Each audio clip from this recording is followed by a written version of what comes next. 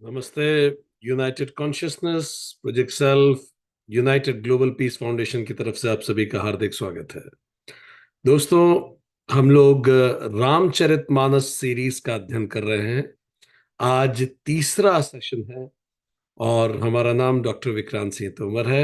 ये सेशन हम London Ontario Canada से टेलीकास्ट कर रहे हैं। आप सभी को सुप्रभात। कुछ लोगों के लिए इवनिंग हो रहा होगा, कुछ के लिए रात हो रही है। जो भी समय आपके जीवन में हो रहा है और स्थान पे हो रहा है, आप सभी को शुभकामनाएं। Let's have a quick recap. हम लोगों ने पिछले सेशन में क्या बात की और हम रामचरितमानस में आज क्या बात करने वाले हैं। सो ओम नमो नारायणा। हमने बात शुरू की जैसे रामचरितमानस में तुलसीदास जी शुरू करते हैं। सबसे पहले सरस्वती जी और गणेश जी को उन्होंने इन्वोक किया और उसके बाद आप गणेश जी और सरस्वती जी को इन्वोक करने के बाद गणेश जी और सरस्वती जी जो ज्ञान और बुद्धि का प्रतीक है, उसके बाद भक्ति और विश्वास के प्रतीक माता पार्वती और भगवान शंकर जी को उन्होंने इन्वोक किया। उसके बाद उन्होंने गुरु को इन्वोक किया, मेंटोर को इन्वोक किया, उनको प्रणाम किया। हमने देखा कि कैसे गुरु परंपरा से रामायण हम तक पहुंची है। उसके बाद वाल्मीकि जी जो कविश्वर हैं और भगवान हनुमान जी जो कपीश्वर हैं, उनको प्रणाम करके उन्होंने अपनी बात शुरू की। उसके बाद उन्होंने हमें बताया कि सीता जी कौन है। उन्होंने बताया कि संपूर्ण उत्पत्ति, स्थिति और संहार करने वाली, सारे क्लेशों को हरने वाली और सभी का कल्याण करने वाली श्री रामचंद्र की प्रियतमा सीता जी को उन्होंने नमस्कार किया। ये सब हम पिछले सेशन में बात कर चुके हैं। फिर हमने सीता जी के कई, सीता शब्द के कई रूट भी देखे। सीता शब्द का शाब्दिक अर्थ क्या होता है। और फिर हम पहुंचे श्री राम कौन है, हु इज रामा। वाल्मीकि जी ने बताया कि जिसकी माया से वशीभूत संपूर्ण विश्व, ब्रह्मादि देवता और असुर हैं, जिसकी सत्ता से रक्सी में सर्प के भ्रम की भांति यह सारा दृश्य जगत सत्य ही प्रतीत होता है, और जिनके केवल चरण ही भवसागर से तरने की इच्छा करने वाले के लिए एकमात्र नौका है, उन समस्त कारणों के कारण राम कहलाने वाले भगवान हरि का मैं वंदन करता हूं। तो हमने पिछले सेशन में कुछ बातें की थी और एक होमवर्क भी दिया था, अगर आपको याद हो। तो आज उस होमवर्क से कंप्लायंस से शुरू करेंगे। हम आपको याद दिलाएं कि हमने पिछले सेशन में ये बात की थी कि वाल्मीकि जी दिखने में वो भक्ति मार्ग को का पालन कर रहे हैं, पर जब आप उनकी बात देखेंगे, ये बहुत महत्वपूर्ण है कि हम डिफाइन करें श्री राम कौन है। तो वाल्मीकि जी पहली लाइन में पूरा कर्मकांड बता देते हैं। जिनकी माया से वशीभूत संपूर्ण विश्व है। तो ब्रह्म जब एक्ट करता है उसी को ईश्वर कहते हैं। जब निर्गुण ब्रह्म सृजन करता है, क्रिएट करता है, उसी को ईश्वर कहते हैं। टू एक्ट इज ईश्वर। सो कर्म कांड, पहली लाइन कर्म कांड को प्रतीक है उसका। इसका मतलब यह है, ये जो यूनिवर्सल कॉन्शियसनेस है, जब यूनिवर्सल कॉन्शियसनेस फॉर्म लेती है, फॉर्म क्रिएट करती है, एक्ट करती है, तो उसी को ईश्वर कहते हैं। That's why Ishwar is universal intelligence. Laws that govern this universe is called Ishwara. तो जब हम कहते हैं कि हमें ईश्वर से अलाइंड होना चाहिए, इसका मतलब हमें इस यूनिवर्सल लॉज, जो इस पूरी सृष्टि को, जो नियम, जो सृष्टि के नियम है, नियंता है, उसके अनुसार चलना चाहिए। इसको कर्म कांड कहा गया क्योंकि एक्शन प्रधान है। फिर दूसरी लाइन में कहा जिसकी सत्ता से रस्सी सर्प जैसी लगती, ये भ्रम प्रतीत होता है। जो सत्य है वो कुछ और लगता है। जैसे ये जगत किसी को डसता हुआ प्रतीत होता है, जगत किसी को नहीं डस रहा। अभी यहाँ कनाडा में बहुत स्नोफॉल हुआ, करीबन 4 फीट। जो लोग यहाँ कनाडा में बैठे हैं वो जानते हैं, 4 फीट इतना स्नो गिर गया। तो हम देख रहे थे जब हम लोग ड्राइव कर रहे थे अमेरिका से कनाडा, तो वो जो स्नोफॉल होता है, ऐसा लगता है कि वो आपकी तरफ फॉल हो रहा है, आपके ऊपर आ रहा है, विंडशील्ड पे आता है। कई लोग जो यहाँ यूएस कॉन्टिनेंट में है वो समझ पा रहे होंगे, ऐसा लगता है कि स्नो आपकी तरफ आ रहा है, आप पे अटैक कर रहा है। ये इंसान जनरली, इंसान को ऐसा लगता है कि वो सारा जगत उस पे या तो अटैक कर रहा है, या लोग क्या सोच रहे हैं। किसी को इतनी फुर्सत नहीं है कि विचार करे। कोई आपसे बदला लेने के लिए इस धरती पे पैदा नहीं हुआ। सबके अपने अपने लाइफ के प्रयोजन हैं, सबकी अपनी अपनी यात्राएं हैं। पर हम खुद को बहुत ज्यादा महत्व दे के ये मानते हैं कि चीजें मेरे अगेंस्ट हो रही हैं। तो सामने जब आप देखेंगे विंडस्क्रीन पे, विंडशील्ड पे, तो तेजी से वो जो स्नो है वो आपकी तरफ आती हुई दिखेगी, एज इफ वो आपकी तरफ आ रही है। पर जब आप दूर तक देखेंगे, आप 20 फीट दूर देखेंगे, तो आप देखेंगे वो बिल्कुल सीधी गिर रही है।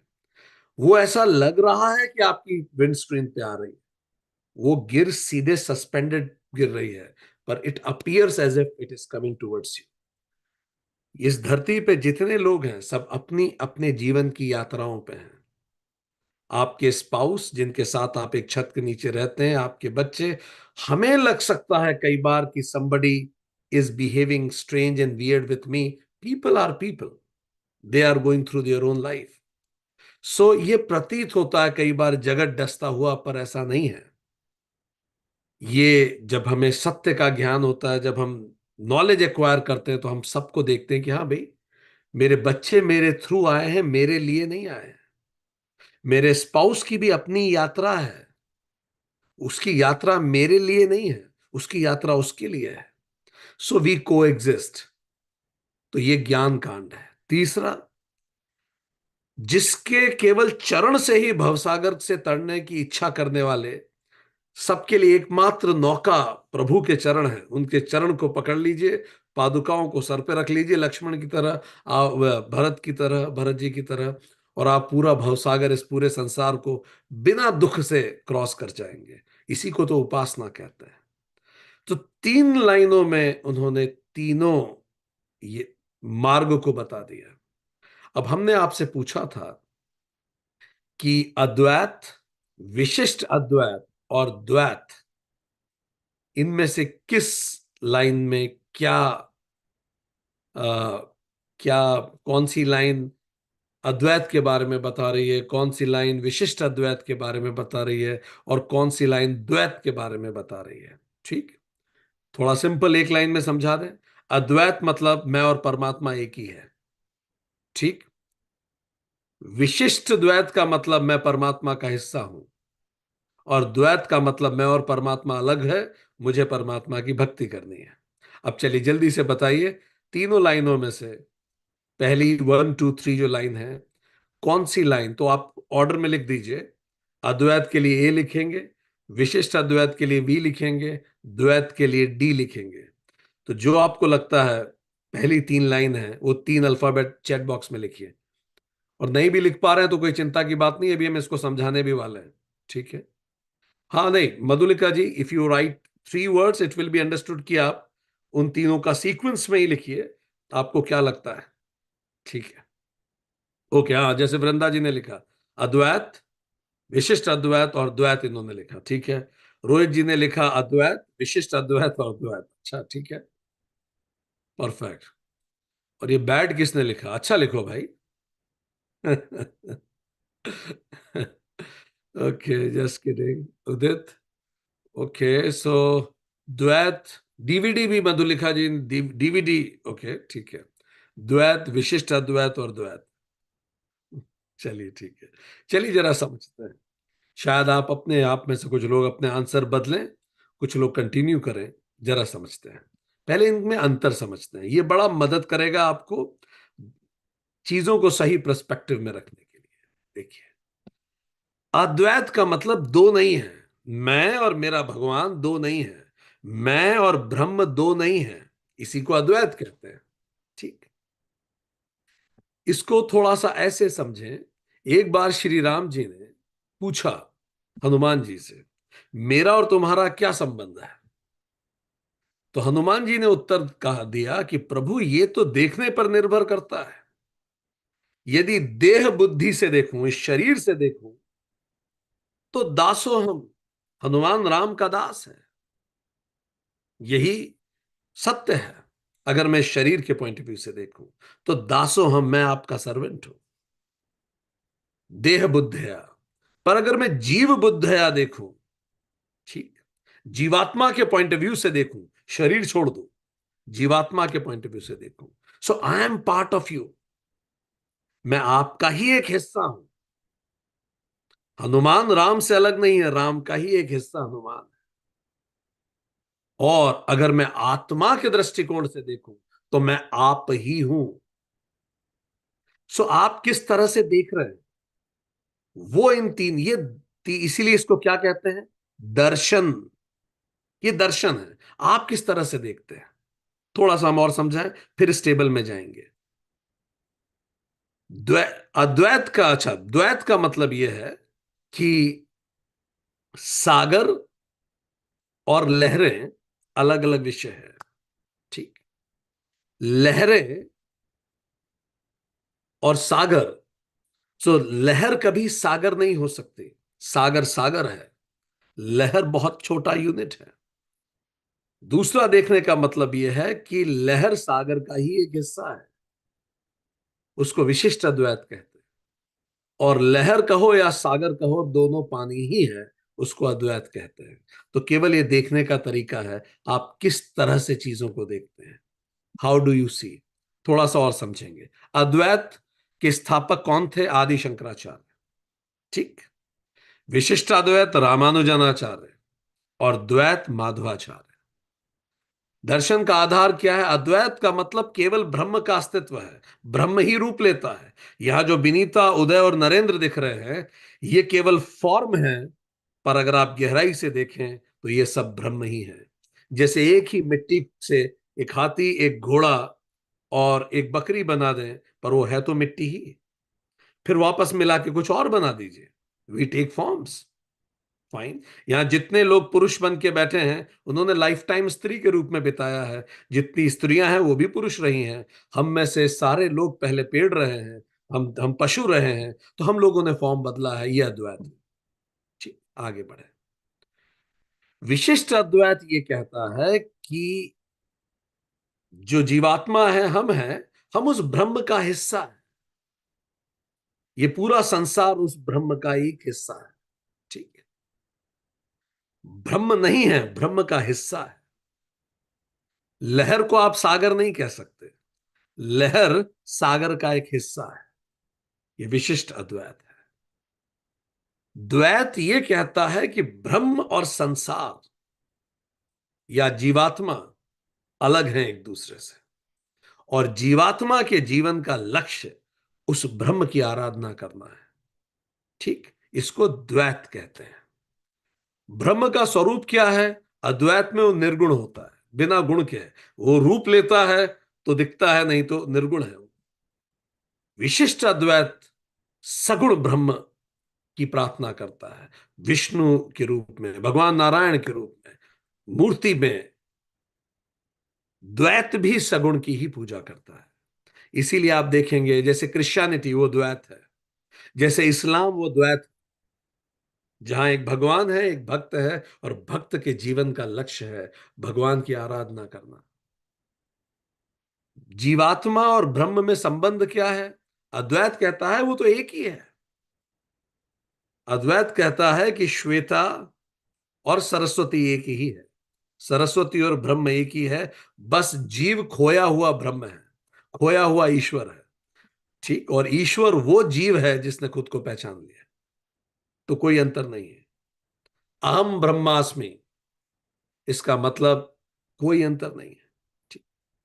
विशिष्ट अद्वैत ये कहता है कि जीवात्मा ब्रह्म का हिस्सा है, पर उसकी अलग पहचान वो बनाए रखता है। जैसे लहर की एक अलग पहचान है, कई गर्म लहरें होती हैं, कई ठंडी लहरें होती हैं, उसका एक अलग फीचर है, और सागर का एक अलग टेम्परेचर होता है।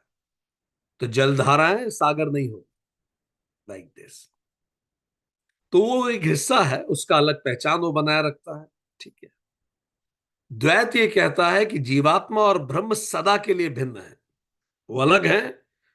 मालिक मालिक है और सर्वेंट सर्वेंट है। ठीक। माया क्या है या भ्रम? तो अद्वैत कहता है ये जो जगत है ये माया है। ठीक। इट अपीयर्स, जैसे रस्सी सांप जैसी दिखती है। विशिष्ट अद्वैत ये कहता है कि ये जो संसार है ये वास्तविकता है, ये है। द्वैत भी कहता है ये संसार है। सो इस तरह से अगर आप देखें, संसार है का मतलब, अद्वैत ये कहता है कि ये जो संसार है ये रिलेटिव रियलिटी है। आज ये मकान है, कल ये नहीं रहेगा, ये फिर से उसी मटेरियल में कन्वर्ट हो जाएगा, कुछ और बन जाएगा। सो इस तरह से अगर हम, मोक्ष मुक्ति क्या है? तो अद्वैत ये कहता है मुक्ति ये है, खुद को जिस पल पहचान लिया उसी पल मुक्त हो गए। मरने के लिए आवश्यकता नहीं है मुक्ति की। The moment you realize you are Brahm, मुक्ति हो गई। मुक्ति विशिष्ट अद्वैत क्या कहते हैं? भगवान विष्णु की भक्ति के माध्यम से उनके साथ मिलन प्राप्त करना, यह है मुक्ति। वैकुंठ चले जाएं। द्वैत क्या कहता है? विष्णु की शाश्वत उपासना, वैकुंठ प्राप्त करना, यह मुक्ति है। मोक्ष का साधन अद्वैत के लिए ज्ञान है, बाकी दोनों भक्ति योग है, भक्ति के मार्ग हैं। इसलिए हम पूजा करते हैं, हम भक्ति आराधना करते हैं। ठीक। अब एक, इस सब चीजों को समझने के बाद थोड़ी एक बात और समझ लेने जैसी उपयोगी होगी। तो जैसे हमने कहा, अंतर क्या हुआ? अद्वैत, परमात्मा और आत्मा एक ही है, कोई अंतर नहीं है दोनों। ठीक। विशिष्ट अद्वैत क्या है? आत्मा परमात्मा का हिस्सा है, पर कैसे उसको प्राप्त करना है? अहम का त्याग करना पड़ेगा। अहंकार छोड़ दीजिए, क्योंकि अहंकार ही मुझे उससे दूर करता है, और समर्पण कर दीजिए। ठीक। और द्वैत कहता है कि दोनों बिल्कुल अलग अलग हैं। और बिल्कुल, अब इसको लहर के हिसाब से, अद्वैत ये कहता है कि जल है सब कुछ, भले उसे लहर कह दो, भले उसे सागर कह दो। विशिष्ट अद्वैत कहता है लहरें सागर से पैदा हुई हैं, सागर में ही बढ़ी है, और सागर में ही समाप्त हो जाती। लहर सागर का हिस्सा है, सागर के बिना लहर का कोई अस्तित्व नहीं होता। जब लहर सागर में समर्पण कर देती है तो फिर सागर जैसी हो जाती है। विशिष्ट अद्वैत। और द्वैत क्या कहता है? लहर और सागर अलग है, लहर को सागर नहीं कहा जा सकता, लहर सागर पर निर्भर है, लहर सागर की दास है। ठीक। अब ये डिपेंड करता है कि आप किस प्रकार सोचते हैं, पर ये तीन अलग अलग दर्शन है। ठीक। सत्य एक ही है, पर उसको देखने के तीन अलग अलग पहलू हैं, आप किस रूप से देखना चाहेंगे। ठीक। और इसमें सही गलत कुछ नहीं है, जैसे आपका हार्ट, क्योंकि तीनों बात एक ही कर रहे हैं। ठीक है। तो अब इस पॉइंट ऑफ व्यू से इतना समझने के बाद आपको क्या लगता है? What do you think? ये जो तुलसीदास जी ने तीन लाइनें लिखी हैं, इन तीन लाइन में कौन सी लाइन इस बात का प्रतीक है? कौन सी लाइन अद्वैत है, कौन सी लाइन द्वैत है? हम तीनों लाइनें फिर से आपकी स्क्रीन पे ला रहे हैं, and you tell me which line represents what. It's here. Perfect. So let me bring that again to your screen. Now you tell me Tulsidas ji किस में क्या कह रहे हैं। पहली लाइन, जिसकी माया से वशीभूत सारा विश्व, ब्रह्मादि देवता और असुर है। बताइए ये क्या है? What do you think? क्या है ये? ये विशिष्ट अद्वैत है, अद्वैत है कि, सोचिए।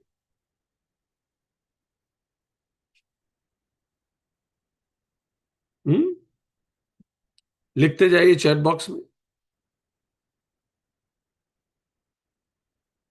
सो पहला, ये विशिष्ट अद्वैत है, जिसकी माया से वशीभूत सारा संसार है। ठीक।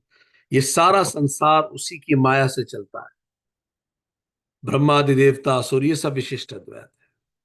दूसरा, रस्सी में सर्प का भ्रम हो जाता है, ये अद्वैत है। रस्सी, जैसे ही आपको पता पड़ जाता है कि वो रस्सी है, सब सांप का सारा डर खत्म हो जाता है। और तीसरा, उसके चरणों से ही भवसागर हम पार कर सकते हैं, हम उसके दास ही हैं। ये द्वैत है। सो 3 लाइनों में उन्होंने विशिष्ट अद्वैत, अद्वैत और द्वैत तीनों को बता दिया। पहली लाइन है विशिष्ट अद्वैत। विशिष्ट अद्वैत का मतलब सागर का हिस्सा है लहर। ये सारा जगत उस ब्रह्मांड, उस ब्रह्म का हिस्सा है, जिसको आप देवता असुर कुछ भी कहते हैं। दूसरा, रस्सी और सांप एक ही है, बस अज्ञानी को उसको वो सांप लगता है, ज्ञानी को वो रस्सी लगता है। और तीसरा, जिसको हम द्वैत कहते हैं, कि जीवन में हमें परमात्मा की प्रार्थना करनी चाहिए। ठीक। सो पॉइंट हियर इज कि 3 लाइनों में उन्होंने तीनों तरह से बातों को समझा दिया। और आगे क्या कहते हैं? उन समस्त कारणों के कारण राम कहलाने वाले हरि की मैं वंदना करता। अब इसमें इन तीनों चीजों को उन्होंने एक साथ समराइज कर दिया कि आप किसी भी रूप में उसे कहें, किसी भी रूप में आप देखते हो, मैं उस राम की वंदना करता हूं। तो 3 बातें हो गई, जीव हो गया, माया हो गई और ब्रह्म हो गया। तो जीव क्या है? जो माया के वश में है वो जीव है। माया क्या है? जो भ्रम में डालती है वो माया है। और ब्रह्म क्या है? जो माया के परे है वो ब्रह्म है। ब्रह्म माया के परे, जीव माया से बंधा हुआ, और माया ब्रह्म है।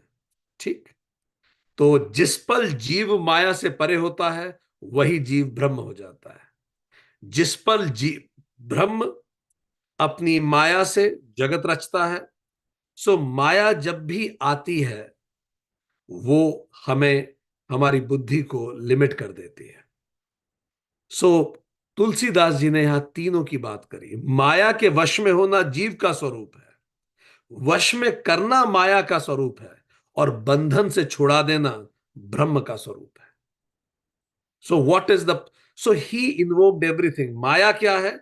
भ्रम है। जीव क्या है? जो उस माया से बंध जाता है। और ब्रह्म कौन है? जो उस माया से छुड़ा देता है। तो माया से छुड़ाने वाले को ही राम कहते हैं। सो इस तरह से उन्होंने राम को इतना डिटेल में डिफाइन किया। चलिए अब इसको थोड़ा सिंप्लीफाई करते हैं। ये तो हो गया राम का ब्रह्म स्वरूप। ठीक। पर जब यही व्यक्ति रूप लेता है, ये तो उपनिषदिक डेफिनेशन हो गई राम की, पर जब ये रूप लेते हैं तो राम में गुण आ जाते हैं। इसीलिए वो अवतार लेते हैं। क्योंकि देखिए, थ्योरेटिकल डेफिनेशन फॉलो करना बड़ा मुश्किल होता है, but when Rama takes form, तो उनमें 16 गुण होते हैं। तो अब जिसमें ये 16 गुण एक साथ हो वो राम है। ठीक। ये देखने का दूसरा तरीका है। ब्रह्म तो निर्गुण है, पर जब वो रूप लेगा तो ये 16 गुण मेरे अंदर होने चाहिए। अब it is more easy to follow. इसीलिए उपनिषद अवतार बनते हैं। क्योंकि अभी तक जो हम कह रहे थे, आप में से कई लोगों को कठिन लग रहा होगा कि ये क्या है, रस्सी सांप, ये फिलोसॉफिकल हो जाता है। बट नाउ वाल्मीकि रामायण 1.1, 1.1.2 और 1.1.4 कहते हैं ये 16 क्वालिटीज अपने अंदर, अपने बच्चों के अंदर, अपने व्यक्तित्व में कहीं लिख के रख लीजिए, छाप के रख लीजिए, एंड इनकलकेट दी 16 क्वालिटीज। जब ये क्वालिटीज आपके अंदर इन्वोक होती हैं, आप राम होते हैं। पहला, गुणवान। ठीक। आप में गुण होने चाहिए। यू शुड हैव वर्च्यूज इन। ठीक। जिसमें कोई गुण नहीं है, उसका अस्तित्व बेकार है। दूसरा, वीरव्यान, करेजियस। राम वो है जो करेजियस है, वो करेज करता है। तीसरा, धर्मज्ञ, राइटियसनेस। निर्णय लेने से पहले one who assures what is right, what I like नहीं, what is right. Shri Ram courageous है। जब सीता जी का अपहरण हुआ तो उन्होंने सेना खुद ने क्रिएट करी, वो अयोध्या सेना मांगने नहीं गए। ही क्रिएटेड सेना हिमसेल्फ। तो रामा इज करेजियस, धर्मज्ञ, राइटियस, जो सही होगा वो करे। ये क्वालिटीज को प्रिंट आउट लेके घर पे चिपकाइए, और जब आप इस प्रिंट आउट को घर पे चिपकाते हैं, रोज इसको पढ़ें और देखें कि मुझ में ये क्वालिटीज कितनी है। कृतज्ञ, ग्रेटफुल। हमेशा फोकस उस चीज पे करना जो परमात्मा ने दिया है, रादर देन उस पे फोकस करते रहना और दुखी होते रहना जो नहीं दिया। इस धरती पे ऐसा कोई नहीं है जिसके पास सब कुछ है, पर कुछ लोग खुश हैं, कुछ लोग दुखी हैं। क्यों? क्योंकि कुछ लोग रोज सुबह उठ के याद करते हैं उन्हें क्या मिला है, और कुछ लोग रोज सुबह उठ के याद करते हैं उन्हें क्या नहीं मिला। और जो रोज सुबह उठ के ये याद करते हैं उन्हें क्या नहीं मिला, वो हमेशा दुखी रहेंगे।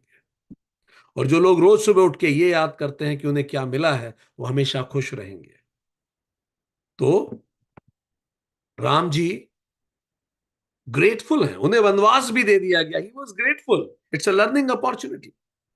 अब चलिए अपने अपने आप को अंक लिखते जाइए, फटाफट लिखिए। गुणवान। अब गिव 10 में से अंक देते जाइए। आप खुद को कितना गुणवान समझते हैं? आप में कितने वर्च्यूज हैं? Let's be very honest. जो भी पहला अंक आए 10 में से दे दीजिए। कितने गुणवान हैं आप?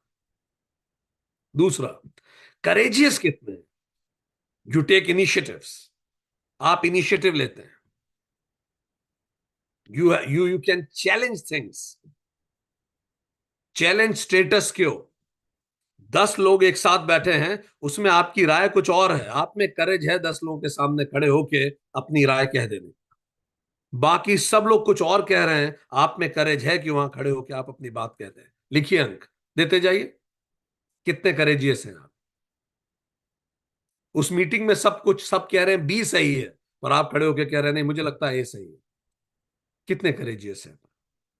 अच्छा, यहां ये करते समय ये मान के चलिए वो बाकी सब आपसे सीनियर हैं। जूनियर के सामने तो हर कोई कह देता है, करेज आ ही जाता है। तीसरा, धर्मज्ञ। आप सही क्या है वो करते हैं। अच्छा तो बहुत कुछ लगता है, what is right you do it. लिखिए, अंक दीजिए। कृतज्ञ, आप कितने ग्रेटफुल हैं? ये बिल्कुल ऐसा है कि जितने आप दुखी हैं उतने कम ग्रेटफुल हैं। मोटी मोटी बात है ये। ठीक है? तो आप कितने ग्रेटफुल रहते हैं? मतलब है नहीं, अभी तो इस समय तो सर सुन रहा हूं तो मुझे बहुत ही ग्रेटफुलनेस लग रही है। नहीं नहीं, in general I am asking what is your disposition, how much grateful you feel at every moment. जो ग्रेटफुल होता है वो हर पल प्रसन्न रहता है कि बहुत मिला भाई। तीसरा, सत्य, ट्रूथफुल टू हिज स्टेटमेंट। मन वचन कर्म से एक रहना। सत्य वाक्य। आप जो कहते हैं वो करते हैं फिर, और आप वही कहते हैं जो आप सोचते हैं। आपकी कथनी करनी और कहने में अंतर नहीं है, सोचने में अंतर नहीं है। मन वचन कर्म से आप एक हैं। सत्य वाक्य, श्री राम की क्वालिटी। उन्होंने कहा सुग्रीव को कि मैं तुम्हारा साथ दूंगा, तो फिर उन्होंने दिया। जो उन्होंने कहा वो उन्होंने किया। रघुकुल रीत सदा चली आई, प्राण जाए पर वचन न जाए। नेक्स्ट, दृढ़वत। एक बार डिसीजन ले लिया, फर्म टू हिज वाउस। ठीक, तो फिर वो उससे फिर पीछे नहीं हटे। Once be very firm. So आप कितने दृढ़ प्रतिज्ञ हैं? अंक दीजिए खुद को। अगर आपने प्लान किया कि अब ये काम करना है, तो फिर आप उसको करके ही दम लेते हैं। आप पीछे, आपके साथ ऐसा नहीं होता कि शुरू में आप बहुत जोश में रहते हैं प्रोजेक्ट के, और बाद में फिर धीरे धीरे जोश ठंडा हो जाता है। फिर हाँ, if you have taken it you will finish it. दीजिए खुद को अंक, देते चले जाइए। परफेक्ट। देन, युक्त चरित्रेण, गुड कंडक्ट।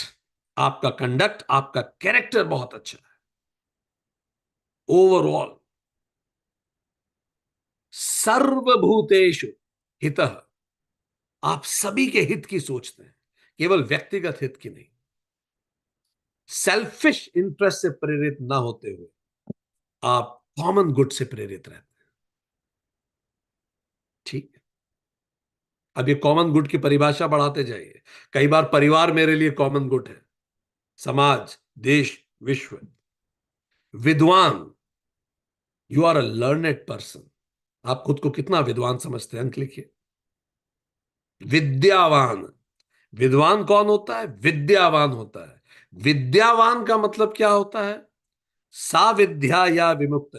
विद्या वही है जो मुक्त करे। फियरलेसनेस। ठीक। आप कितने फियरलेस हैं लाइफ में, उतने ही आप विद्वान हैं, क्योंकि विद्या मुक्त करती है आपको सारे भयों से। आप निर्भय हो जाते हैं। अंक देते जाइए। समर्थ, आप बहुत कॉम्पिटेंट हैं। स्किल्स आपके अंदर भरी हुई हैं, कॉम्पिटेंसी।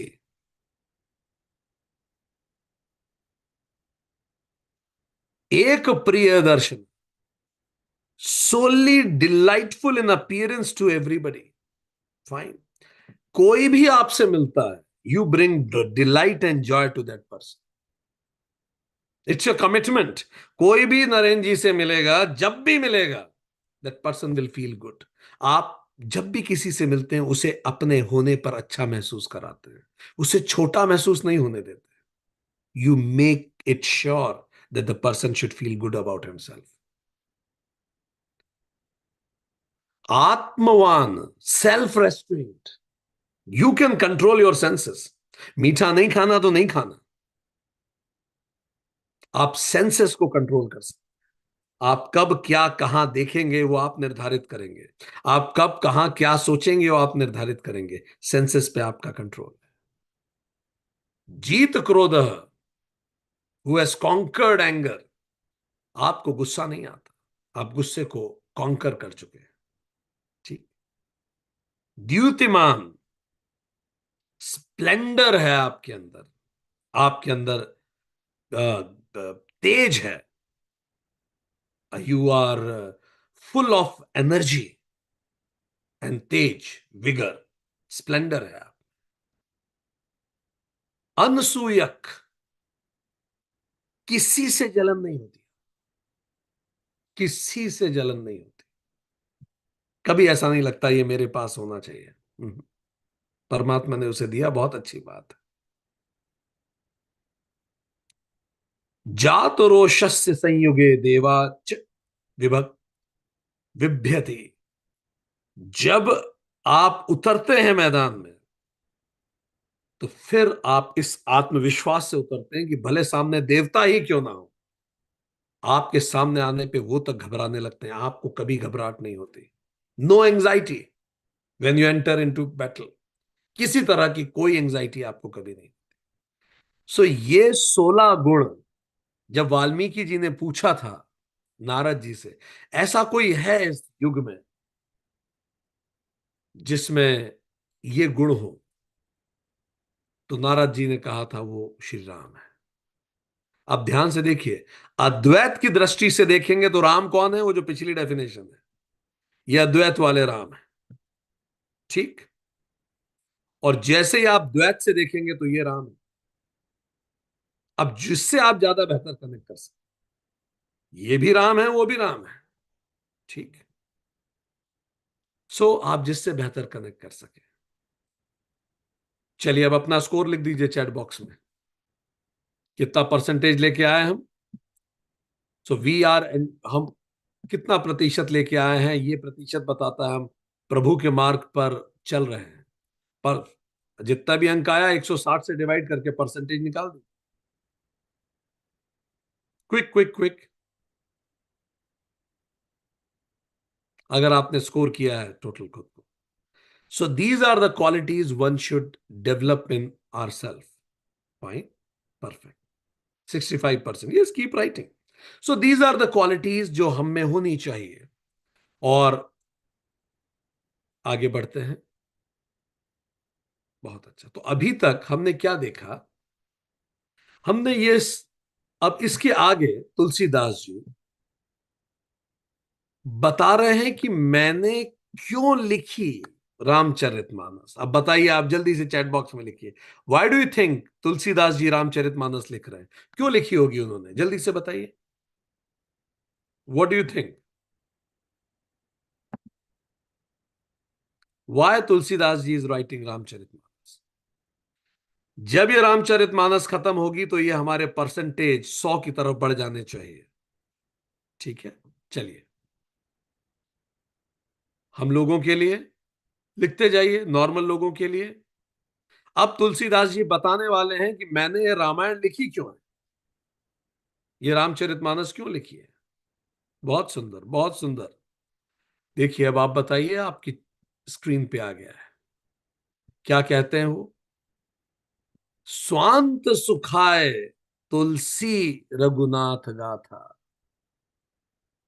मैं तुलसीदास अपने अंतःकरण के सुख के लिए ये पूरी गाथा लिख, क्यों लिख रहे हैं वो? उनको आनंद मिलता। ठीक। ये क्वेश्चन बहुत इंपॉर्टेंट है। कई लोग, कितने लोगों के साथ ऐसा हुआ है कि जब ऑफिस में बॉस ने उन्हें उनके अच्छे काम के लिए अप्रिशिएट नहीं किया, तो यू फेल्ट बैड, या आपको अपने काम का क्रेडिट नहीं मिला, यू फेल्ट बैड। हाथ खड़ा करें। सो तुलसीदास जी ये कह रहे हैं कि आप खुद से पूछिए, आप काम किसके लिए करते हैं? जो लोग अपने बॉस के लिए काम करते हैं, उनका जीवन दुखी रहने ही वाला है।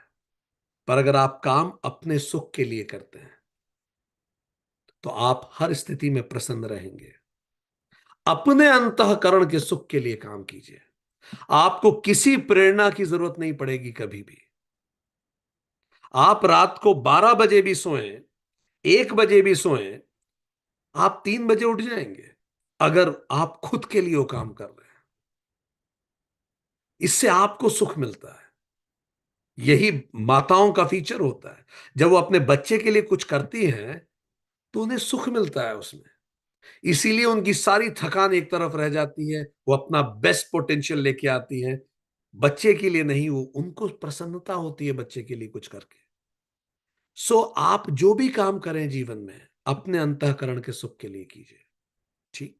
आप खाना बना के दूसरों को खिला रहे हैं, don't do it because you want appreciation for them. कई लोग कहते हैं, सर अप्रिशिएशन ना हो तो कम से कम बुराई तो ना करें। आपको क्या लेना देना? अगेन द क्वेश्चन इज, आप ये क्यों कर रहे हैं, किसके लिए कर रहे हैं? Do it for your peace of mind. आप अपने लिए कीजिए। हम ये रामचरितमानस क्यों पढ़ा रहे हैं? हमें इतनी खुशी होती है जब हम इसको स्टडी करते हैं, जब हम इसको पढ़ाते हैं। ये हमारे लिए काम नहीं है, अंतःकरण के सुख के लिए।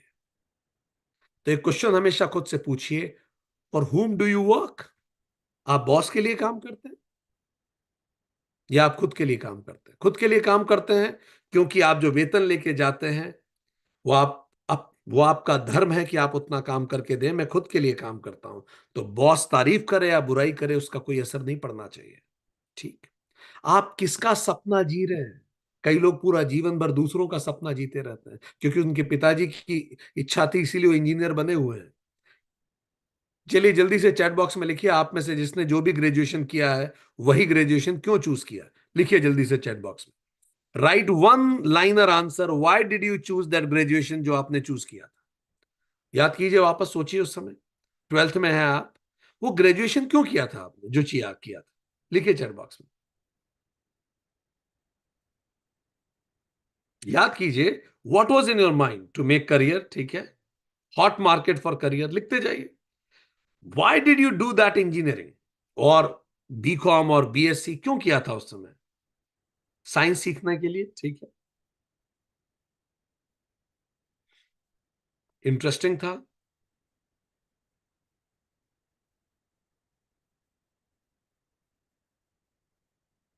It was easy. Highest degree थी उस स्ट्रीम में।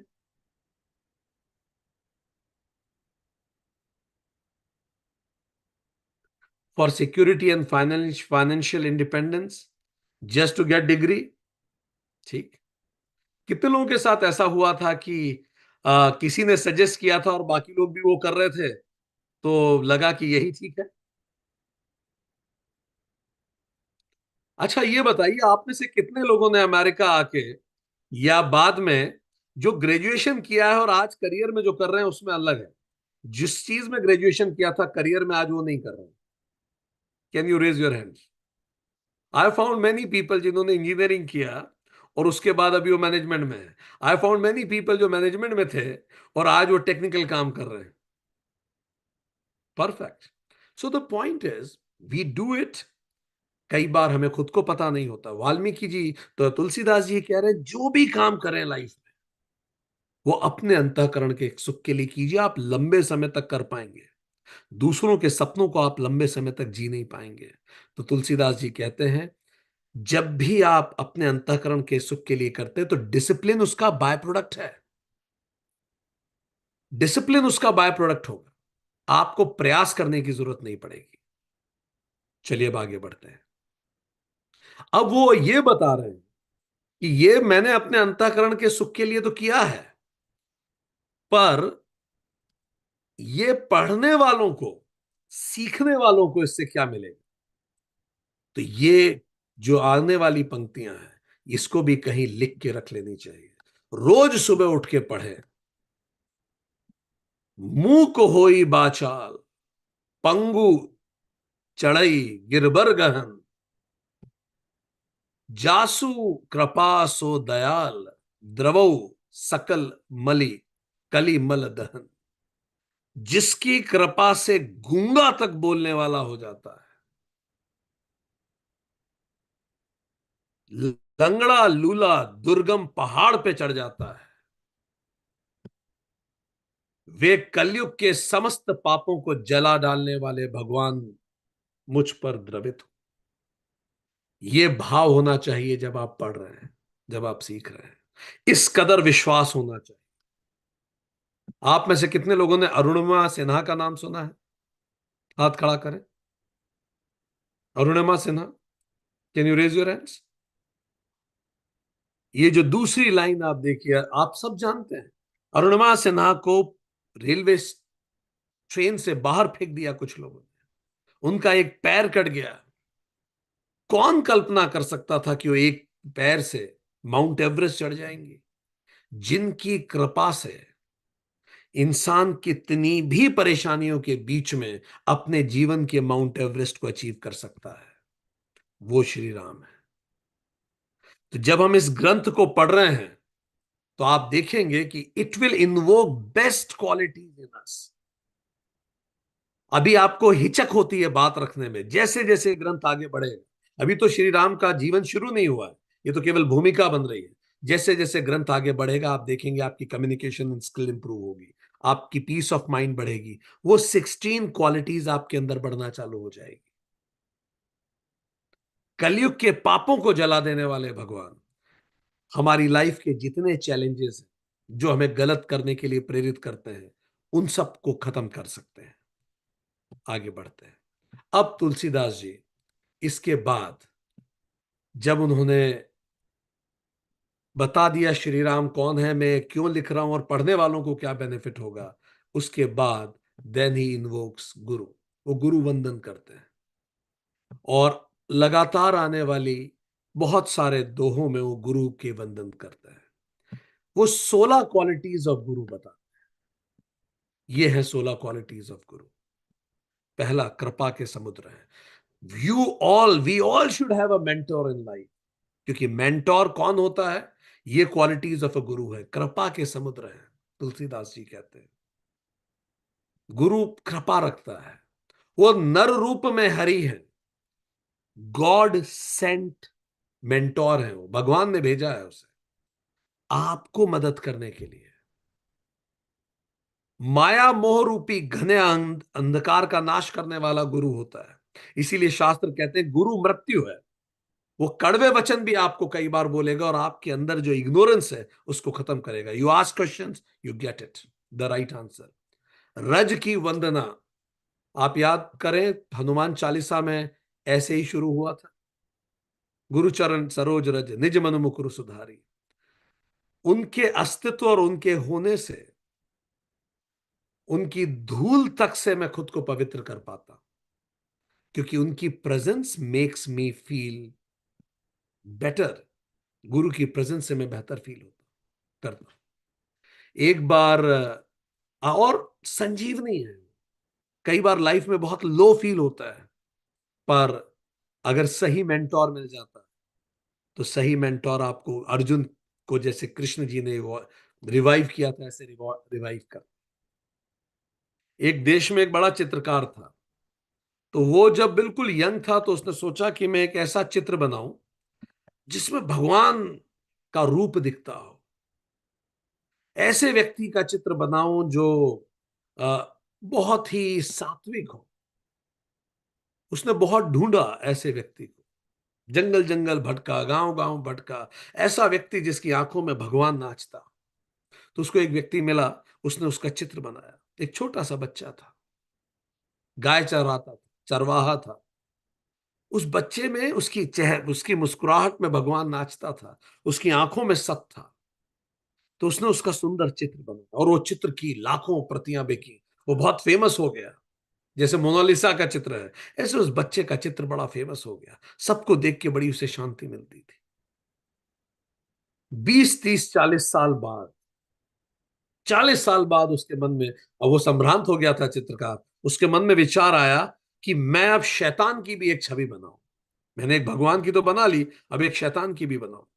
अब फिर समस्या थी, शैतान को कहां ढूंढे। ऐसा कौन है जिसके चेहरे पे ही दानव नाचता हो, असुर नृत्य करता हो, जिसकी आंखों में क्रोध अहंकार दिखता हो, जिसका व्यक्तित्व ऐसा हो।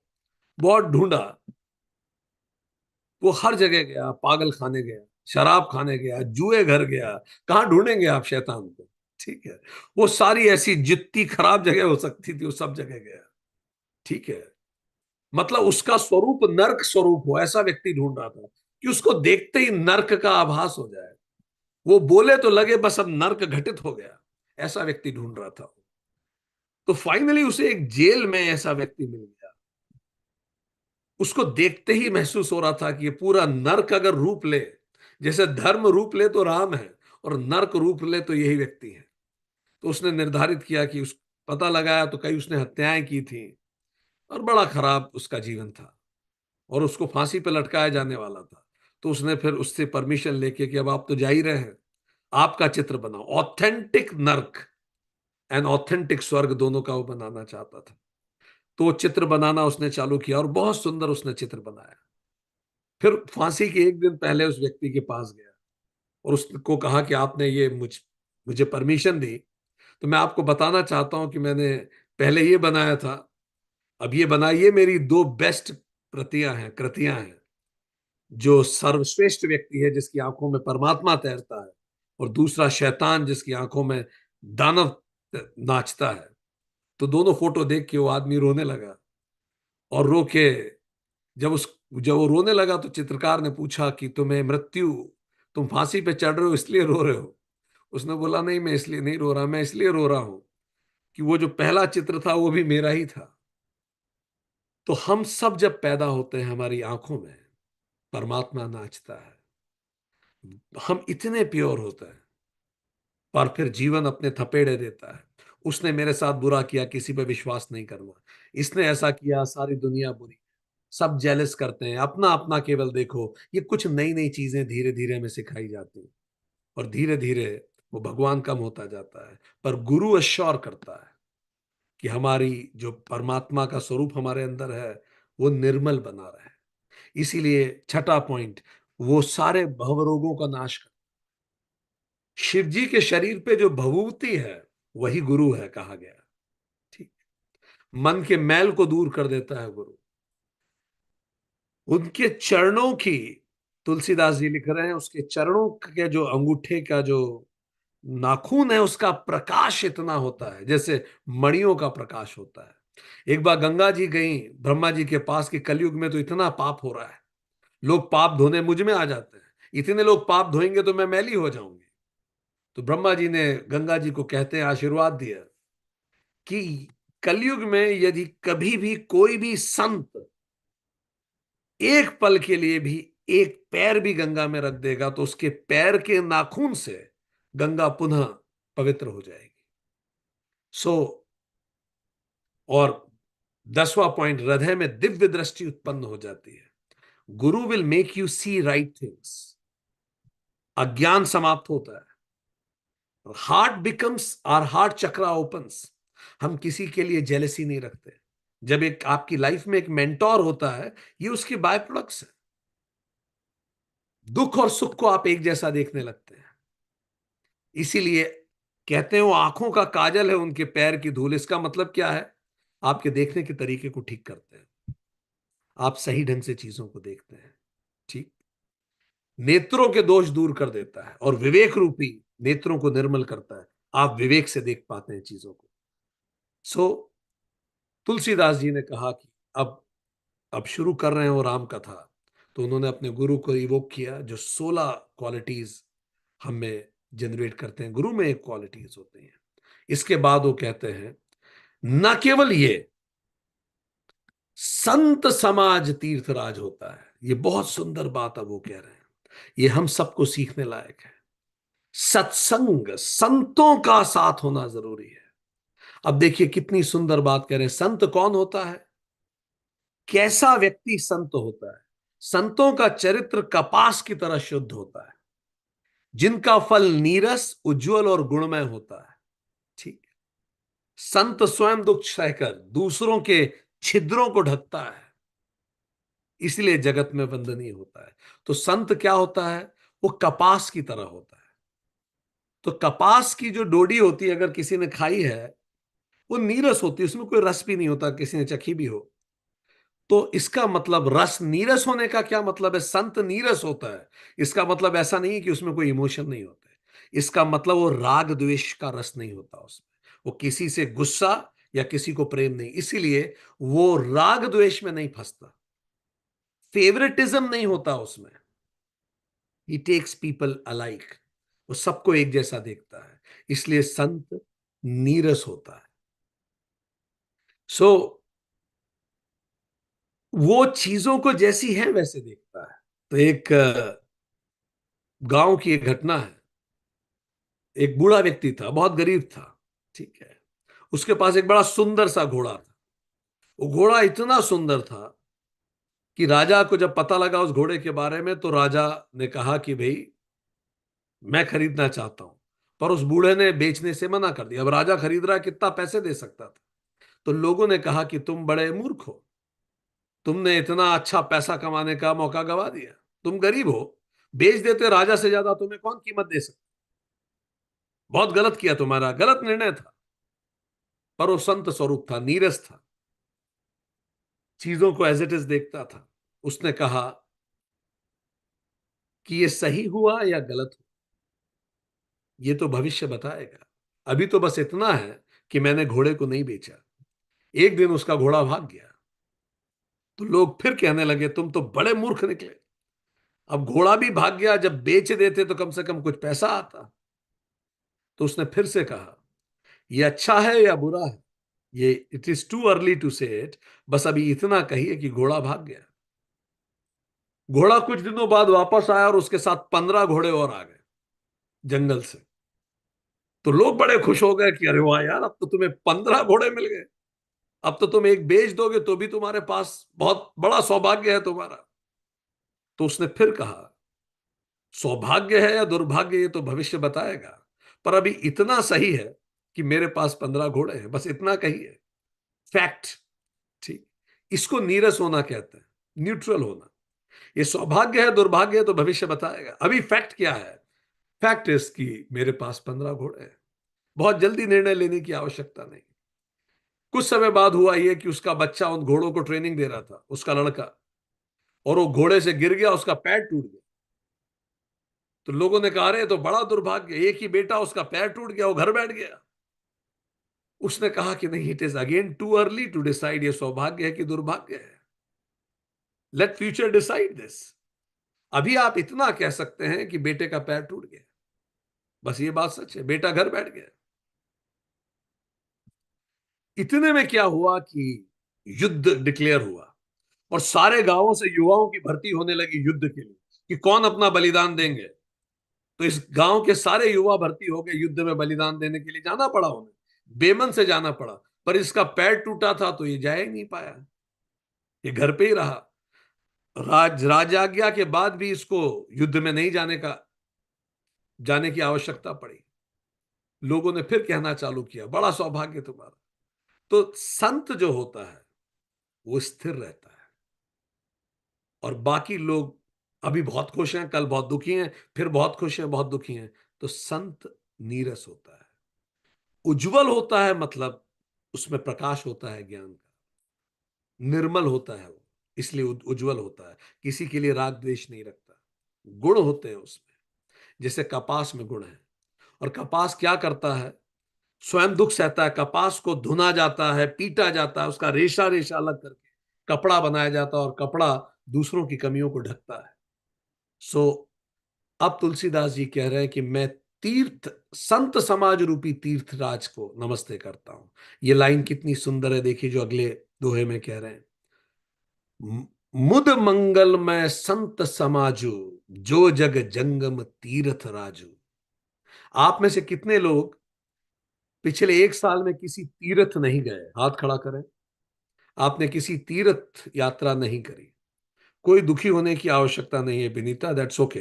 तुलसीदास जी ने आप लोगों के लिए ये लिखा है कि अगर आप तीर्थ नहीं जा पा रहे हैं तो तुलसीदास जी क्या कह रहे हैं? संतों से मिलिए। संत चलते फिरते तीर्थराज, दे आर तीर्थ, दे आर लिविंग तीर्थ। संत लिविंग तीर्थ है, उनसे मिलिए। सो हाउ डू, जब हम कहते हैं संतों से मिलिए, तो कई लोगों ने अपने घर में परंपरा बनाई है। हमें किसी व्यक्ति को जानते हैं, उन्होंने ये खुद से वचन दिया है कि मैं साल में 2 बार किसी संत को अपने घर में होस्ट करता हूं, आग्रह पूर्वक। 2 nights out of 365 nights a Sant should stay in my house. और जब कोई संत उनके घर जाके रुकता है, तो ये लोग क्या करते हैं, इनके घर में 5-6 मेंबर्स हैं, पूरी एक लिस्ट ऑफ क्वेश्चंस तैयार रखते हैं। हम बिल्कुल सच्ची घटना आपको बता रहे हैं। And the moment Sant arrives, थोड़ा बहुत आहार विहार करने के बाद, everybody will sit with that big list of questions. So the moment confirmation comes कि संत आ रहे हैं, वो पूरी लिस्ट बना के रखते हैं क्वेश्चंस की, छोटे से लेके बड़े तक। उनके घर का सबसे छोटा सदस्य शायद 10 एक साल का है और सबसे बड़े सदस्य 70 साल के। But everybody keeps a list ready. क्या हम ये कर सकते हैं क्या? Can we think of doing it?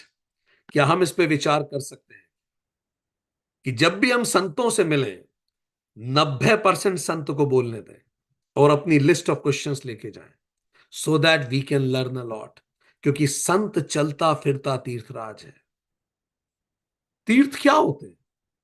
जो हमें शुद्ध करते हैं। कॉन्टेक्टिंग विद सच पीपल हमें अंदर से शुद्ध करता है। और देखिए दूसरी लाइन कितनी सुंदर है। जहां राम भक्ति रूपी गंगा जी की धारा है और ब्रह्म विचार का प्रचार सरस्वती है। और अगला दोहे में क्या कह रहे हैं, इसको एक साथ समझे। विधि और निदेश रूपी कर्मों की कथा कलयुग के पापों को हरने वाली सूर्य तनया यमुना जी है। और भगवान विष्णु और शंकर की कथाएं त्रिवेणी के रूप से सुशोभित है। देखिए उस संत को कितना सुंदर डिफाइन कर रहे हैं। यही चीज तुलसीदास जी को जबरदस्त बनाती है। तुलसीदास जी ने देखिए कहा कि संत तो तीर्थराज है, प्रयाग है तीर्थराज। तो प्रयाग में 3 नदियां मिलती हैं। कितने लोग गए हैं प्रयागराज? गंगा जमुना सरस्वती तीनों मिलती हैं प्रयाग पे। तो कह रहे हो संत तीर्थराज कैसे हैं? उसमें गंगा भी है। गंगा क्या है? वो कहते हैं राम भक्ति। तो संत कौन होता है? जो राम की भक्ति में लगा रहता है। राम कौन होता है? अपन पहले डिफाइन कर चुके हैं। फाइन। जो उस ब्रह्म को जानता है, ब्रह्म की भक्ति में लगा रहता है। तो ये क्या हो गया? गंगा जी। ठीक है, हम आपको अब डिफाइन कर रहे हैं। अब आपको बताना है कौन सा उपासना योग है, कौन सा ये ज्ञान योग है, और कौन सा कर्म योग है। 3 नदियों का उल्लेख किया है, यमुना, गंगा और सरस्वती। ठीक है, तो गंगा कौन है? राम भक्ति रूपी गंगा उन्होंने कहा। ठीक है, यमुना कौन है? ये करो ये मत करो, और कलयुग के पापों को हरने वाला, what should you do and what should you not do, इस यमुना नदी है उसकी। डूज एंड डोंट्स की यमुना नदी है। और ब्रह्म विचार क्या है? सरस्वती है। अब आप ये बताइए ज्ञान योग क्या है तीनों में से, तीनों नदियों में से? यमुना को ज्ञान योग बता रहे हैं वो, या गंगा को, या सरस्वती को? लिखिए कौन ज्ञान योग कौन सा है तीनों में से? सॉरी, लिखिए चैट बॉक्स में। सरस्वती, एग्जैक्टली। वो कह रहे हैं यह सरस्वती इज ज्ञान योग। उपासना योग क्या है? गंगा, राम रूपी भक्ति। और यमुना जी कौन सी हैं? कर्मयोग। देखिए किस कदर विद्वान है। वो कह रहे हैं संत के जीवन में आपको तीनों चीजें मिल जाएंगी। ज्ञान भी आपको उसमें मिलेगा, भक्ति भी आपको उसमें मिलेगी, और आपको उसमें कर्म भी मिलेगा। ऐसे व्यक्तियों के टच में रहिए जिनमें नॉलेज हो, राइट कंडक्ट हो जिनका, एंड जो मेडिटेटिव हो। Make sense? जिनमें विश्वास हो, people who are meditative, conduct is right and they are knowledgeable, वो संत हैं, वही तीर्थराज हैं। अब ध्यान दीजिए, उन्होंने सरस्वती को ज्ञान कहा। और आपको कितने लोगों को पता है सरस्वती नदी ऊपर नहीं बहती, वो नीचे बहती है। कहते हैं सरस्वती लुप्त हो चुकी है, ऊपर से दिखती नहीं है, वो बहुत गहरी बहती है। ज्ञान, ब्रह्म ज्ञान क्या है? ये बड़ा गहरा है, ये ऊपर से नहीं दिखेगा। जब आप धीरे धीरे इसमें उतरेंगे तो आपको समझ में आएगा। ठीक। और गंगा कैसी बहती है आप देख रहे हैं। सरस्वती ज्ञान को डिफाइन कर रही है। ठीक है। ब्रह्म सरस्वती नदी जो है वो ब्रह्म विचार है, वो ज्ञान योग है। ज्ञान गहरा होता है, ऊपर नहीं दिखेगा, वो नीचे बहता है। तो जब आप रामचरितमानस भी पढ़ेंगे तो आप देखेंगे कि बीच में जब आप थोड़ा गहरा उतरेंगे तो आपको नगेट्स ऑफ विजडम दिखेंगे। तो जो तीर्थ, जो सत्संग होता है, जो साधु होता है, उसमें आपको तीनों चीजें मिलेंगी, ज्ञान योग, कर्म योग और उपासना योग। ये क्या है? वेदांत सीरीज पढ़िए, आपको पूरा सेशन में और गहराई से जानकारी मिलेगी। ठीक। तो जब आप किसी साधु के साथ बैठते हैं तो आपको क्या महसूस होना चाहिए? तीर्थ हो गया। चलिए अब ये बताइए, पिछली बार तीर्थ कब किया था? साधु तीर्थ। When was the last time आप किसी साधु के साथ बैठे थे? बताइए फटाफट, लिखिए चैट बॉक्स में। अब आप बार बार प्रयागराज तो नहीं जा सकते, पर तुलसीदास जी कितना सरल सरल तरीका हमें बता रहे हैं। Last Sunday. नहीं, हमारे कहने का मतलब है कि ओके ओके। ठीक है। सो बहुत अच्छा। हाँ, अब आप देखिए जैसे आ, इसीलिए तुलसीदास जी कह रहे हैं ऐसे लोग ढूंढिए अपने आसपास जिनमें ये क्वालिटीज हो, जो जो आपको सही राय दे, राग द्वेष से भरी राय ना, जिनमें गुण हो, जो उज्जवल हो। आप अपने आसपास पाएंगे, और जितने साधु आप अपने आसपास लाएंगे आपका जीवन उतना बेहतर होगा। क्या कह रहे हैं? ये जो साधु समाज होता है, ये धर्म में अटल विश्वास रखता है, अक्षयवट होता है, ठीक, शुभ कर्म करता है, और क्लेशों को नष्ट करता है। आज आप बहुत लो फील कर रहे हैं, आप उस व्यक्ति के साथ बैठे, उसने आपको जीवन का एक दूसरा पर्सपेक्टिव बताया। He gave you a different perspective to look at life. इसीलिए बहुत जरूरी है कि हम साधुओं के साथ बैठे। अगली लाइन में कह रहे हैं, वह तीर्थ आज अलौकिक है और अकथनीय है और तत्काल फल देने वाला है। उसका प्रभाव प्रत्यक्ष है।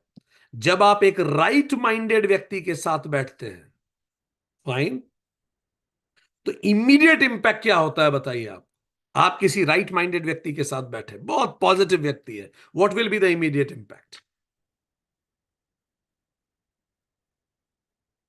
बताइए, लिखिए चैट बॉक्स में। Exactly exactly. आप बहुत लो फील कर रहे हैं आज, आप उनके साथ बैठे और इमीडिएट इंपैक्ट इज प्रत्यक्ष फल। बात की बात तो छोड़िए, immediately you will feel peace. तो अब समझिए संत कौन है, गौर से देखिए। आप अभी आपकी लाइफ में जितने लोग हैं, ऐसे कितने लोग हैं जब भी आप उनके साथ बैठते हैं यू फील पीस, आपको शांति मिलती है, you feel good about your self, you feel good about your own being. They are sant. ढूंढिए अपने ऑफिस में कितने संत हैं, अपने घर में कितने संत हैं, आसपास कितने संत हैं।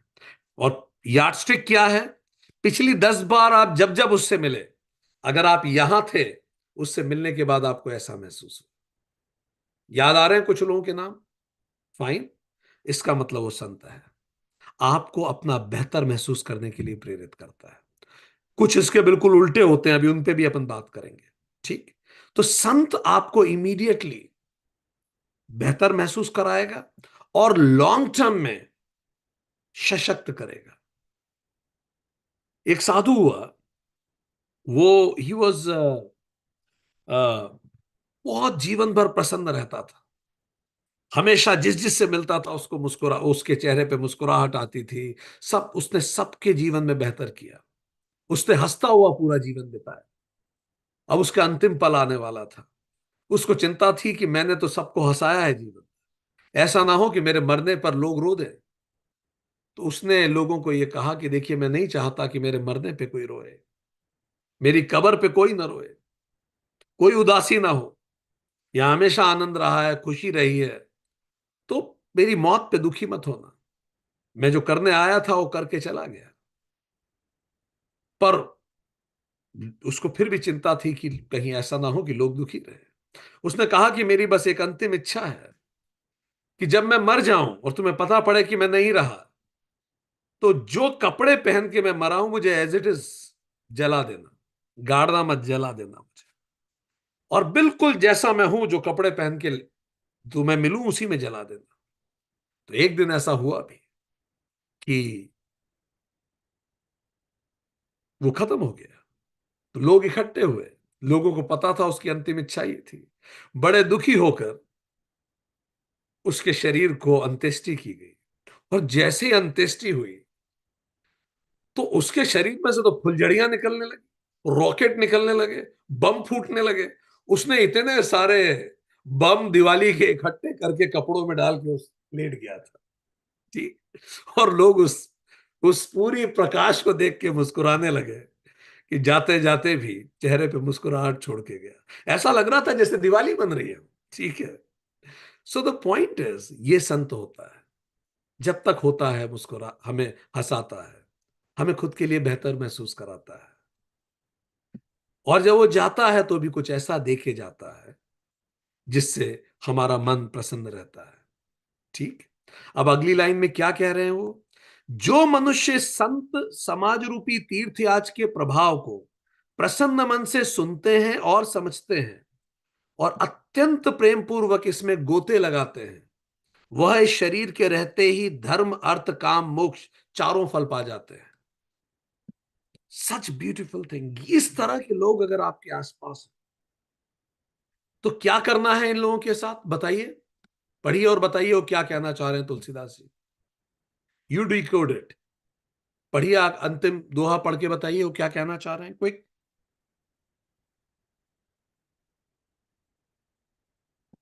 जब भी आपके पास ऐसे लोग हों तो आपको करना क्या है? एग्जैक्टली पहला काम, सुनिए वो क्या कह रहे हैं, प्रसन्न मन से सुनिए। Listen to them, sit with questions, share what you feel like, पूछिए उनसे। तो प्रसन्न मन से सुनते हैं, इसको क्या कहते हैं? श्रवण। फिर क्या कह रहे हैं? जब आपने उनकी बात सुन ली फिर क्या करना है? बताइए, लिखिए। हाँ विनीता, या what? Yes, yes yes Shweta, good. मनन करना है सब। फिर अपने घर जाइए और सोचिए उसने क्या बोला, क्यों उसने ऐसे। फाइन। मनन कीजिए उस बात पर। और फिर क्या करना है? मनन करने के बाद प्रसन्न मन से सुनते हैं, समझते हैं, और फिर क्या करना है? अत्यंत प्रेम पूर्वक इसमें गोते लगाते हैं। Now live it. निरिध्यासन कीजिए, प्रैक्टिस में लाइए। तो क्या करेंगे?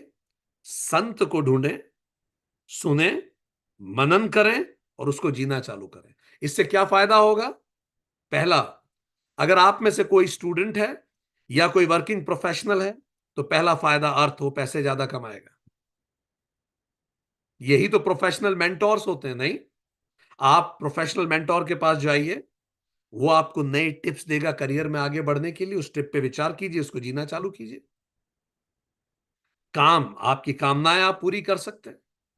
आप धर्म के लिए प्रवृत्त होंगे और आप मोक्ष को प्राप्त कर पाएंगे। आप जो भी चाहते हैं लाइफ में हो जाएगा, बट इट इज मस्ट कि आपके आसपास ऐसे लोग हो। सबसे दरिद्र वो व्यक्ति है जिसके आसपास कोई संत नहीं है, उसका जीवन दुख में जाएगा। कितनी सुंदर बात वो कह रहे हैं। वो कह रहे हैं कि तत्काल फल क्या है, कौए कोयल बन जाते हैं और बगुला हंस बन जाता है। इस व्यक्ति की प्रेजेंस में हमारे अंदर जो बेस्ट है वो निकलता है। अब इसका मतलब ये नहीं कि कौआ खराब है और कोयल अच्छी है। इट्स जस्ट अ सिमिली कि जब ऐसा व्यक्ति होता है तो हमारे अंदर जो बेस्ट है वो इन्वोक होता है। अमेरिका में एक एक्ट्रेस हुई, ठीक, वो एक यूरोप के एक छोटे से गरीब देश में पैदा हुई थी और एक बाल बनाने के सैलून में दाढ़ी पर साबुन लगाने का काम करती थी। वो छोटे से यूरोप के गांव में पैदा हुई थी। अगर नाम याद आ रहा हो तो लिख सकते हैं आप, ठीक है। और बस यही काम करती रहती। एक बार एक आदमी आया दाढ़ी बनवाने और उसका काम था बस सबकी दाढ़ी पे वो लगा के छोड़ देना साबुन, फिर कोई व्यक्ति आके उसकी शेव करता था। वहां दुकान पे नौकरी करती थी।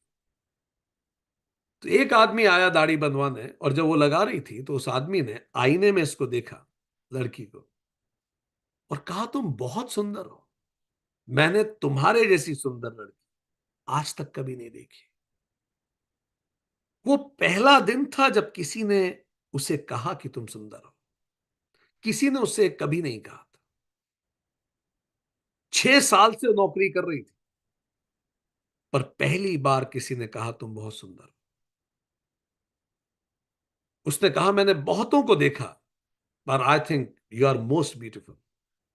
तो इस लड़की ने पहली बार घर जाके अपने आप को कांच में देखा कि किसी ने मुझे सुंदर कहा। कभी उसे इस बात का ख्याल ही नहीं आया। उस पल उसने कहा कि मुझे लगा कि मैं कोई दूसरी व्यक्ति हो गई। उसको अपने आप अपनी सुंदरता पे विश्वास हुआ। धीरे धीरे वो हॉलीवुड में गई और उसका नाम है ग्रेटा गार्बा, ग्रेटा गॉर्बो। आप इसके बारे में और पढ़ सकते हैं। So Greta Garbo felt beautiful because somebody invoke that beauty in you. ये संत करता है। संत जब आपके साथ बैठेगा आपकी कोई एक क्वालिटी को इन्वोक करेगा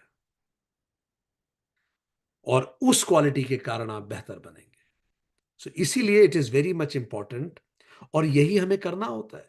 जब बच्चा कांच के सामने खड़ा हो तो पेरेंट को कहना चाहिए मेरी बेटी कितनी प्यारी है। ये जो स्मॉल रिमार्क्स होते हैं ये बच्चे के व्यक्तित्व को बनाते हैं, make them feel good. So we understood कि उन्होंने महिमा बताई कि संत आपके आसपास होने चाहिए, ठीक। जल्दी से आपको हम दे रहे हैं 10 सेकंड का समय।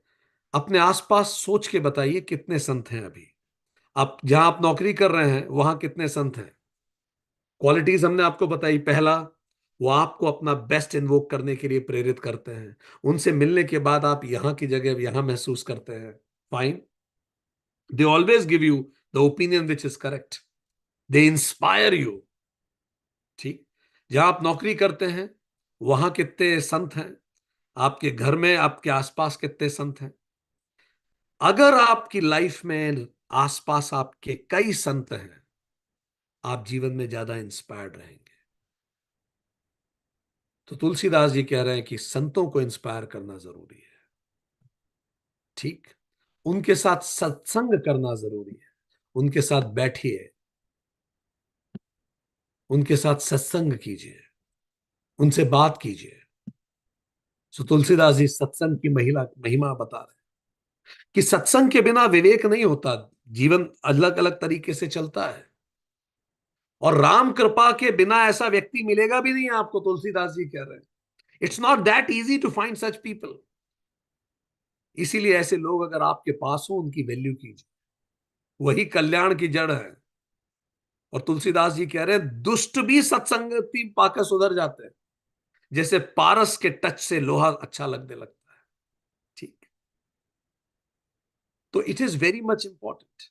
और कितनी सुंदर बात वो आगे कह रहे हैं, देखिए, किंतु देवयोग से अगर सज्जन कुसंगति में पड़ जाते हैं तो वे वहां भी सांप की मणि के भांति अपने गुणों का आचरण करते हैं। ये कितनी सुंदर बात है। अगर सांप की मणि होती है, सांप की मणि जहरीली नहीं होती। अगर आपके आसपास नेगेटिव लोग हो जाएंगे तो भी अगर आपकी संगत अच्छी रही है जीवन में, आप मणि की भांति चमकेंगे उनके बीच में। तो इसीलिए उनका नेगेटिविटी आप पे असर नहीं डालेगी, आपकी पॉजिटिविटी उन पे असर डालने लगेगी। ये आपका, ये उसका प्रत्यक्ष प्रभाव होगा। कई बार होता है हमारे आसपास कई नेगेटिव लोग, तो कई लोग कहते हैं हमें नेगेटिव लोगों से दूर होना चाहिए, दूर रहना चाहिए। हाँ, अगर अभी हम वल्नरेबल हैं तो हमें नेगेटिव लोगों से दूर रहना चाहिए। पर अगर हमारे पास सत्संग है, हमारे पास बहुत साधु हैं हमारे आसपास, अब आपके आसपास ऐसी शील्ड है, आप नेगेटिव लोगों के बीच में जाइए, आप मणि की तरह चमकेंगे, उनका जहर आप पे असर नहीं डालेगा। अगर आसपास के नेगेटिव लोग, नेगेटिव वातावरण आपको नेगेटिव कर रहे हैं, इसका मतलब इस सत्संग की भारी कमी है। आप क्लियर? आप में से कितने लोगों के साथ ऐसा हुआ है कि आसपास की नेगेटिविटी ने आपको प्रभावित किया है नेगेटिवली? हाथ खड़ा करें। इसका मतलब अभी सत्संग बढ़ाने की जरूरत है। जब सत्संग और बढ़ेगा तो आप देखेंगे कोई भी नेगेटिविटी आपको प्रभावित नहीं कर पाएगी, आप मणि की तरह चमकेंगे। Says who Tulsidas. ठीक, आए तुलसीदास जी। सो इसीलिए तुलसीदास जी कहते हैं कि यह सत्संग होना बहुत जरूरी है। मैं उन संतों को प्रणाम करता हूं जिनके चित्त में समक्षमता है। वो इस तरह के, वो फूल की तरह होते हैं, जहां जो भी हाथ में लेता है उनके हाथ सुगंधित हो जाते हैं। तो सत्संग इंपॉर्टेंट है। क्लियर? अब एक और इंपॉर्टेंट बात, वो कह रहे हैं मैं दुष्टों को भी प्रणाम करता हूं। ठीक है, चलिए, सत्संगों को तो ठीक है, संतों को प्रणाम करना तो अच्छी बात है, पर वो कह रहे हैं मैं दुष्टों को भी प्रणाम करता हूं, और अब आने वाले में लगातार वो दुष्टों को प्रणाम करेंगे। ठीक, अब होमवर्क आप लोगों के लिए यह है, आप हमें बताएंगे कि चलो, सत्संग को तो प्रणाम करना समझ में आता है, दुष्टों को क्यों प्रणाम करना है? ठीक, वो कह रहे हैं मैं दुष्टों को भी प्रणाम करता हूं। अगली क्लास में आप हमें बताएंगे कि अगर हमें जीवन में कुछ बड़ा करना है तो दुष्टों को प्रणाम करना क्यों जरूरी है। I have given a hint, ताकि आप इस प्रश्न का उत्तर और अच्छे से दे सकें, क्यों दुष्टों को प्रणाम करना है। ठीक है, एक क्विक रिकैप लेते हैं, हमने आज क्या पढ़ा।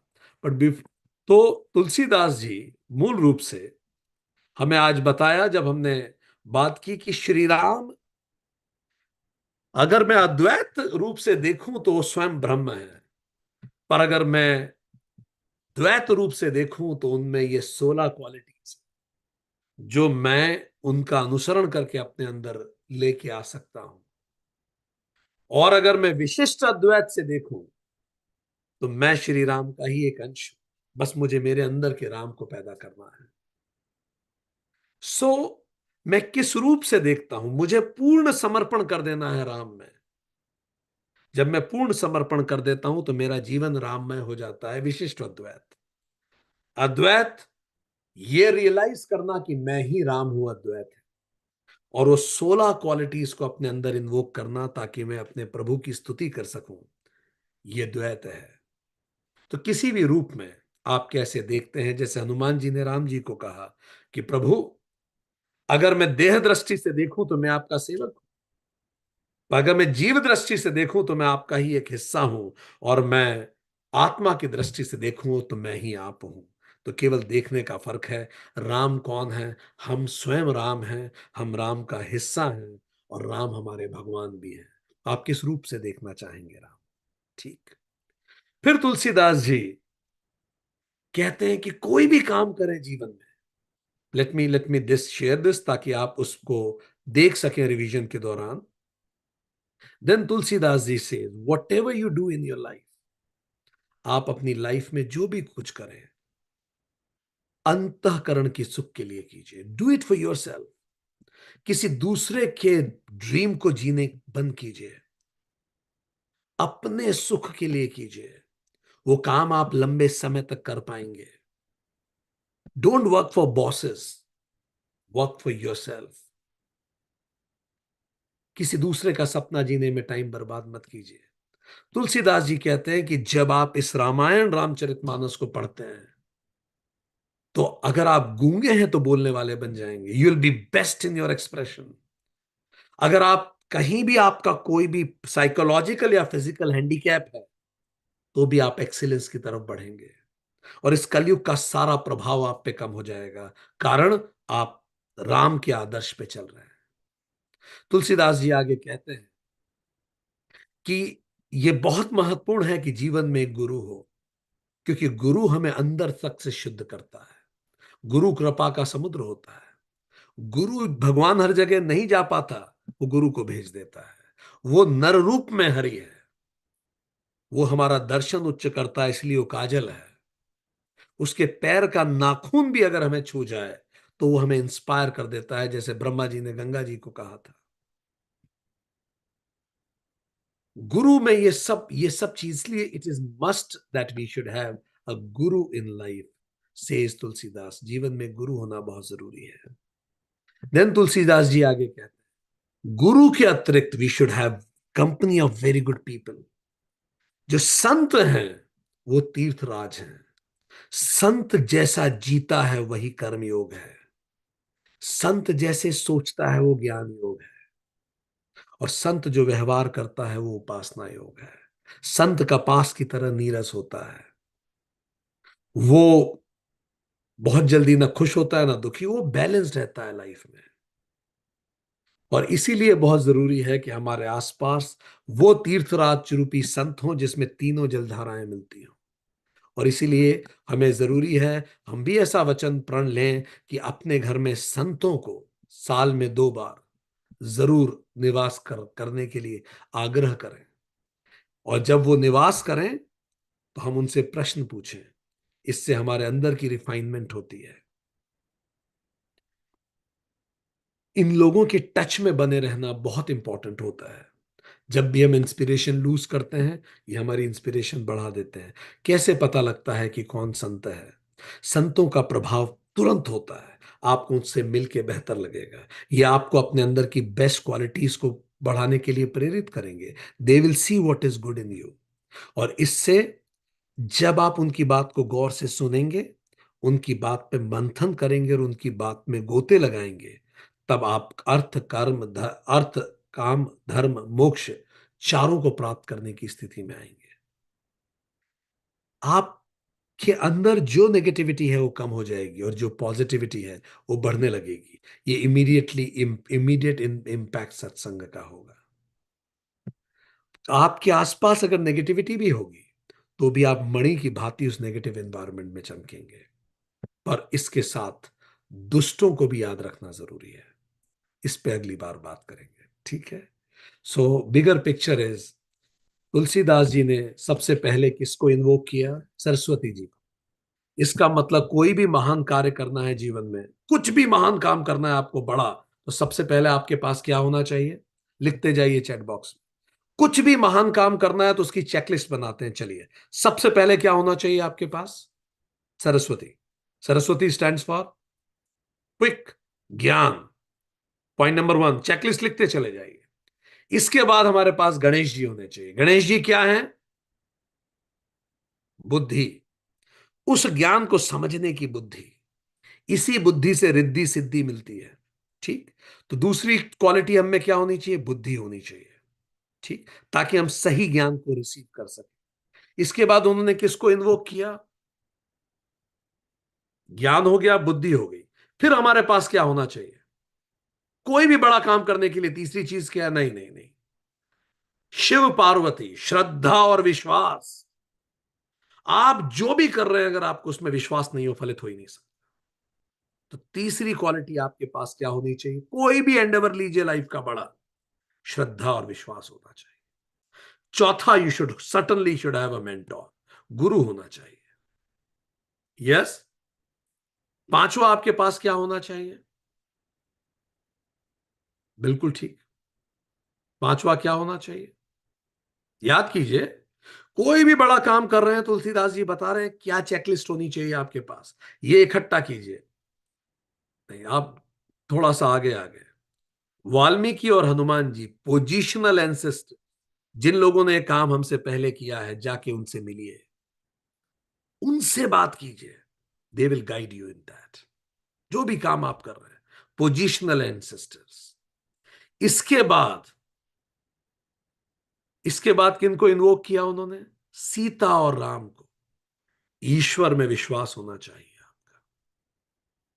फाइन, ईश्वर में विश्वास होना चाहिए, और फिर साधु संगत होनी चाहिए, कंपनी ऑफ गुड पीपल। तो ये आपकी चेकलिस्ट बनती जा रही है। जीवन में आप कितना भी बड़ा काम सोचें, आपकी क्षमताओं से वो 10 गुना बड़ा काम है, आप वो भी कर जाएंगे। बशर्ते ज्ञान होना चाहिए, आपको नॉलेज, इंटेलिजेंस होनी चाहिए टू रिसीव इट, उसमें पूरा विश्वास होना चाहिए जो आप काम कर रहे हैं। You should have a mentor, you should meet people who have done it before और walking on the same lines. Valmiki ji और हनुमान जी को ढूंढिए।